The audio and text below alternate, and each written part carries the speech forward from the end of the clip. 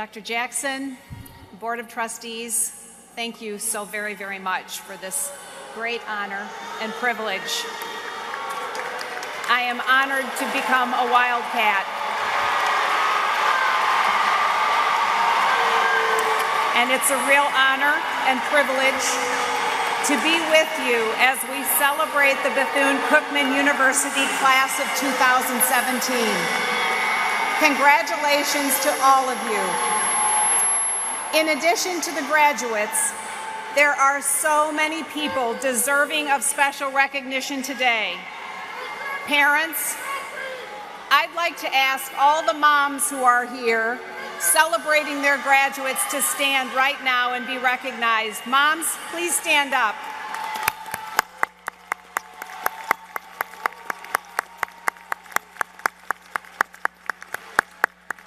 And all the dads, please stand up.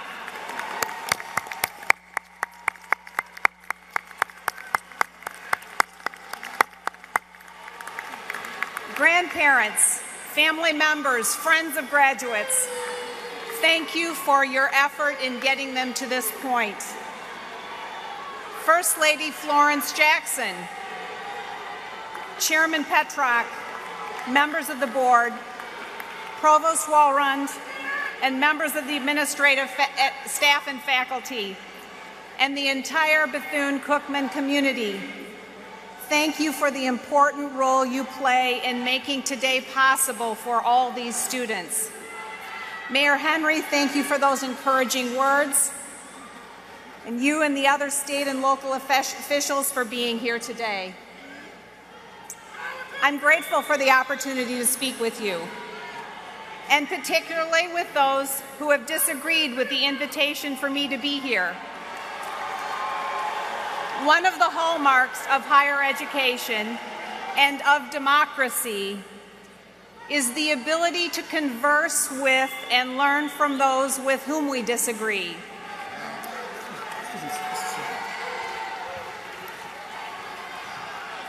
If this behavior continues, your degrees will be mailed to you.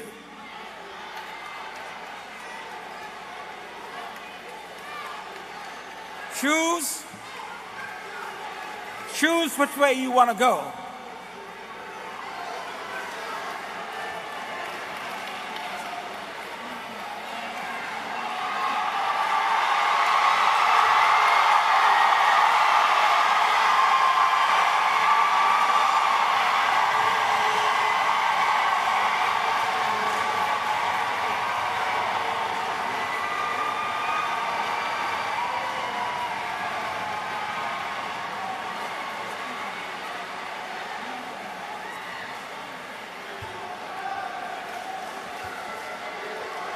Graduates to be, would you please be seated?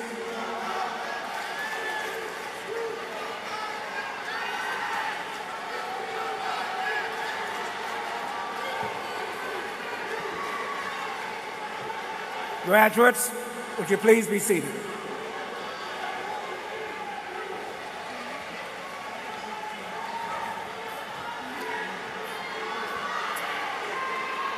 As I said, I'm very grateful for the opportunity to be with you today. While we will undoubtedly disagree at times, I hope we can do so respectfully. Let's choose to hear one another out. I want to reaffirm this administration's commitment to and support for HBCUs and the students they serve. Please know this. We support you, and we will continue to support you. That is one reason why we support restoring year-round Pell Grants. This common sense solution will enable more students to further their educations without taking on additional debt. I am at the table fighting on your behalf and on behalf of all students across the nation. I also want to acknowledge that we all arrived here today with different life experiences and different perspectives. I view that not as a negative, but as a gift. Anytime we meet someone new, we have two options. We can focus on differences that might divide us, or we can choose to listen, to be receptive, and to learn from others' experiences and perspectives. In my life, I have endeavored to do the latter. And as you leave this arena today, I hope you too will choose this posture as you set out on this new and exciting stage of your life's adventure. I am here to celebrate you and all of your achievements. We are all here to applaud your perseverance and to encourage each of you to keep working to reach your full potential. And I'm here in the most tangible way I know how, to demonstrate that I and the entire administration are fully committed to your success and to the success of every student across this great country.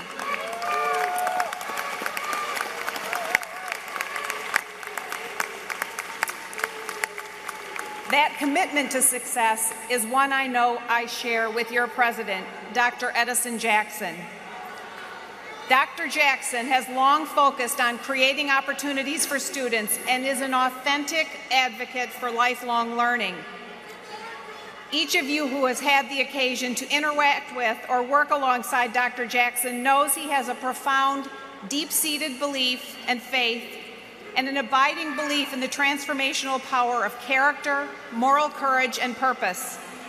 Dr. Jackson, thank you for your daily work to secure and make available a life-changing education for the students you serve. Your career is a personal inspiration to me, and it's the embodiment of BCU's motto, enter to learn, depart to serve. Graduates, you have heeded the first charge in that motto, and today you stand at the interval preceding the second. I challenge you to leave this arena faithful to completing this mission. The words are simple yet powerful. Depart to serve. It is good and right to pause today to celebrate your individual successes. But after that reflection, I am confident you will find service more rewarding than anything else. In serving, you will always reap more than you sow. The degree conferred on you today is the culmination of time, energy, and effort invested, and knowledge, experiences, and skills gained. However, the sum of your education here involved far more than sleepless nights spent cramming for a big exam, hours invested putting the finishing touches on papers, and time devoted to clubs, organizations, and causes. The whole of your time at Bethune-Cookman University, your experiences, your relationships, and your hard work has laid a foundation for you to appreciate your responsibilities to your peers, your community, your country, and the world. Today, you transition from student to graduate. What may have seemed an eternity away the moment you walked onto campus is now standing before you. You'll leave this place the leaders who will transform the world. The tomorrow for which you've worked so hard to prepare has arrived, and it's yours to shape. Your actions will determine the type of world you create, enjoy, and leave to your children and grandchildren. I posit that a fundamental component in that pursuit to shape your world can be found in personal service. You may choose to give back by mentoring or volunteering. You may pour your life into creating equal opportunities for all, pursuing justice, tackling the toughest medical challenges, educating the rising generation, donning our nation's uniform to protect and defend our freedoms, or making a discovery on the cutting edge of science, technology, or engineering. I know that BCU has prepared each of you well for these tasks. The human heart is hardwired for service, and it's embedded in the DNA of this institution. No doubt you know Dr. Mary McLeod Bethune's amazing story very well, but let me share some of it for those beyond this hall who don't. She was a visionary, a leader I admire and respect, and someone about whom all Americans should know. As one of 17 children born to parents who knew firsthand the horrors and injustice of slavery, Dr. Bethune was the only member of her family to be educated in a formal school setting. For her, education was a gift and an incredible privilege. She believed it was her sacred duty to use her education to uplift others. So in 1904, with a burning determination in her soul and a meager $1.50 in her pocket, Dr. Bethune built a school from the ground up. Over the course of her incredible 79-year lifespan, she fought for one singular and invaluable goal: to provide African American children access to a quality education, access they were otherwise unjustly denied. Her commitment to service is what has brought us together today. This inspired daughter of slaves refused to accept repulsive and systemic racism. She moved mountains, changing the lives and futures of countless students and families across generations. Just think about the impact of Dr. Bethune's selfless, singular focus. Then consider the influence that you, as a graduate, could have on the lives of others, both now and into the future. All that is required for world-shaking change is your conscious and courageous decision to serve. Your path here was shaped by others: educators, parents, family members, neighbors, and friends. Never forget that. Through serving others, you can extend that legacy. Later today, I will have the honor of visiting Dr. Bethune's home and paying my respects at her gravesite. I am moved by words in her last will and testament, where Dr. Bethune described what she hoped her legacy would be. The beautifully written testament cited love, hope, and a thirst for education as the ideals she wanted people to embrace in her memory. She concluded with a section titled, "A Responsibility to Our Young People," and made clear her unshakable belief that the world's fate belonged to the youth she dedicated her entire life to serving. In it, she wrote, "Our children must never lose their zeal for building a better world. They must not be discouraged from aspiring toward greatness, for they are to be the leaders of tomorrow. Nor must they forget that the masses of our people are still underprivileged, ill-housed, impoverished, and victimized by discrimination. We have a powerful potential in our youth, and we must have the courage to change old ideas and practices so that we may direct their power toward good ends." I note 3 core themes in her words. First, aim high, aspire to greatness.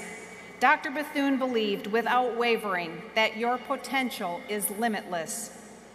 Second, take responsibility for your families and communities and never tolerate inequality or injustice.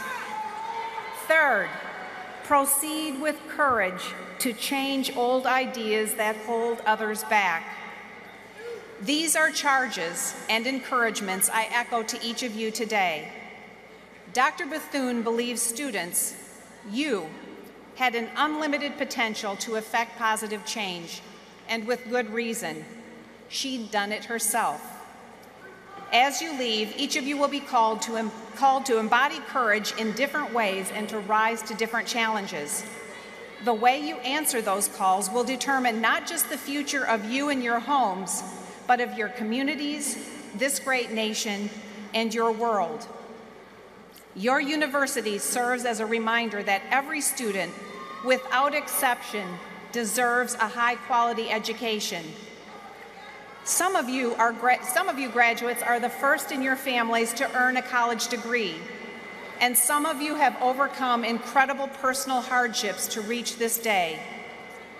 DeAndre Jamal Sandstad was the victim of an accidental shooting after his freshman year. His doctor told him he would never walk again, but DeAndre had different plans. Not only did he resume his studies, he poured himself into his rehabilitation and got back on his feet.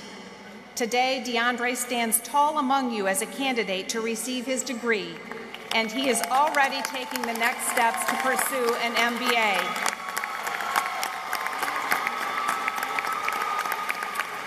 Kanetta General never really thought about attending college before landing at BCU as a non-traditional student. But with help from the Palm Beach Urban League, she found her passion for helping others through radio and television. This discovery fueled her confidence and her commitment to her studies as her ambitions soared. Kanetta became involved with 14 organizations and numerous other campus activities, and today is an accomplished mass communications graduate.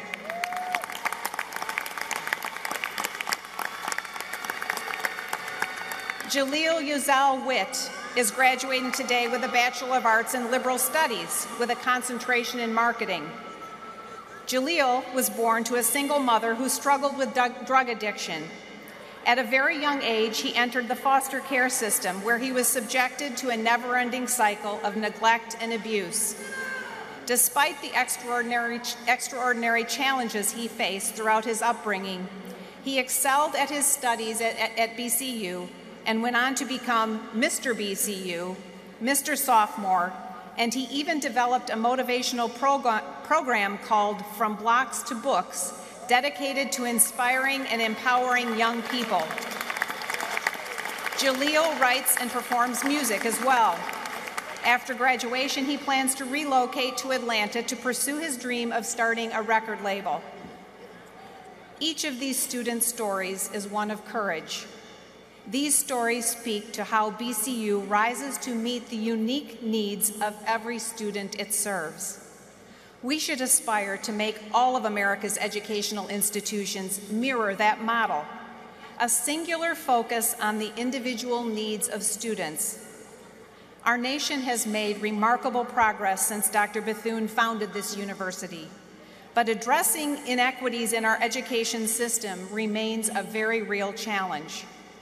Empowering students with the opportunity to pursue the best possible education has been my focus for the past 3 decades. America is simply too great a country to deny any child this equal opportunity. Your courage will be needed to confront this challenge as you raise families, pursue careers, and lead in communities across our nation. I hope each of us will leave here today challenged to ensure no child is denied the benefits of a quality education. Many of you have already shown courage in this regard by pursuing teaching as a vocation. I want to take a moment to highlight and honor each of you who are graduating from the College of Education.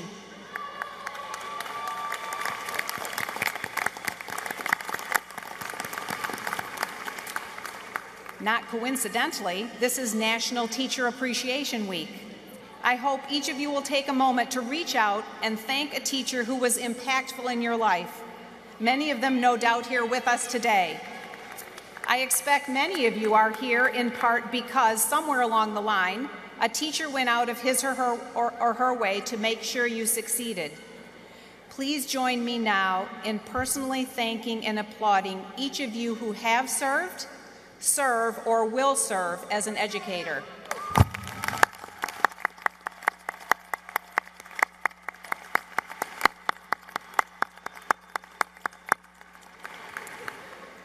Education broadens our horizons and enables us to confront realities we'd never before anticipated. We should welcome these opportunities with open arms. We should embrace the chance to grow and to serve. We should pursue these opportunities with humility, with perseverance, and with grace. That is my final challenge to you, to approach the unanticipated, the unexpected, the unforeseen with grace. Spend just a few minutes watching your favorite cable news channel, and you'll experience the startling polarization happening across the United States. On social media, groups and individuals pit themselves one against another, not to discuss and debate the merits of deeply held beliefs, but to see who can yell the loudest, score the quickest political points, or best silence the other's voice. The natural instinct is to join in the chorus of conflict, to make your voice louder, your point bigger, and your position stronger. But we will not solve the significant and real problems our country faces if we cannot bring ourselves to embrace a mindset of grace. We must first listen, then speak, with humility, to genuinely hear the perspectives of those with whom we don't immediately or instinctively agree. These verses from Colossians have been a guide for me. Be wise in the way you act toward outsiders. Make the most of every opportunity. Let your conversation always be full of grace, seasoned with salt, so that you may know how to answer everyone. These words are as relevant today as when they were first imparted. They are exhortations with the power to transform our approach to life, our commitment to our neighbors, and our discourse with one another. Elie Wiesel, who survived the horrors of Auschwitz, put it well. For me, every hour is grace, and I feel gratitude in my heart each time I can meet someone and look at his or her smile. I will admit many in my generation haven't done a great job when it comes to dealing with one another in grace. You have an opportunity to do better, to lead the way towards a new era of engagement in our communities. You leave this place today with many obligations, but I hope you'll consider the 3 challenges I've presented: a call to service, a call to courage, and a call to grace. Years from now, when someone asks you, "Why do you serve?" you can respond, "Because a great woman, a great leader, a great American, Dr. Mary McLeod Bethune, inspired me." When you face the challenges of your day, you can say, "I was courageous because Dr. Bethune showed me the way." And when some pursue dissension, you can engage in debate with grace and poise, just as Dr. Bethune did. Each of you has a story of your own, waiting to be written. You make us proud, and more than that, you give us hope. You have achieved something special today. I am humbled by the opportunity to be with you, to share in this momentous occasion in your life, to cheer on your past and continued success. Congratulations, and may God continue to bless our nation, Bethune-Cookman University, and each of you, the class of 2017.